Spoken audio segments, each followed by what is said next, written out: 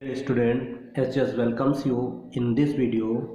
Student, in this video we will discuss the fifth topic of NCERT from page 11, that is laws of chemical combination.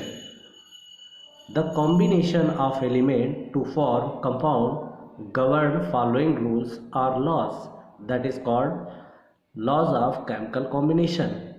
From here it means we can say that during the chemical reaction many elements form different type of compound. This is possible due to following rules, that is called laws of chemical combination. The first laws of chemical combination is law of conservation of mass. From the heading it is clear, conserve to the mass. It means during the any chemical reaction, mass of a compound neither be created nor be destroyed. According to law of conservation of mass, it is that mass neither be created or destroyed of a matter during any chemical reaction. From example, it is clear that is carbon react with oxygen, it will give carbon dioxide. From here we know that the atomic mass of carbon is 12 and atomic mass of oxygen element is 16. Here oxygen molecule, O2 is a molecule of oxygen, then it has 2 atom of oxygen, then 2 multiplied by 16.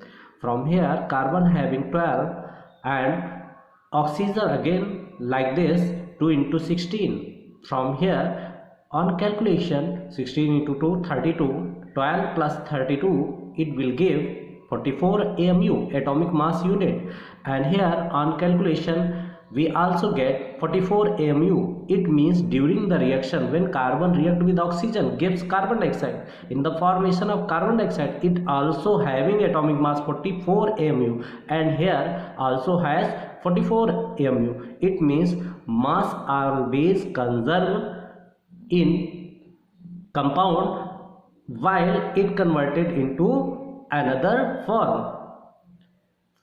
Now the limitation of conservation of mass. What is the limitation of conservation of mass? Limitation according to Einstein equation we know that E is equal to mc square. E stand for energy, m mass and c is the speed of light. From here it is clear that when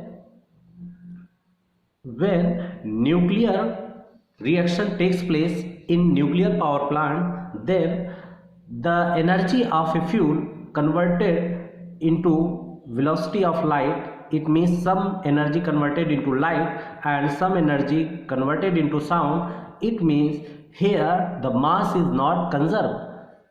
From here it is clear that mass is not conserved, but according to Anthony Lavoisier, mass is conserved in all conditions. This is the limitation in Anthony Lavoisier laws of conservation of mass. Student, from here one question always asked. Here we can ask the mass of carbon or oxygen or CO2. How? By giving its moles. By giving its moles we can calculate the mass of any other reactant or product. By consider that let its mass is x, then its given value put here and here x and here is the given value put, and by converting the side, by changing the side we can find out the mass of oxygen. It is always asked in exam. That's all for this video. Learn it properly and note down in your notebook. SJS will see you again. Thank you.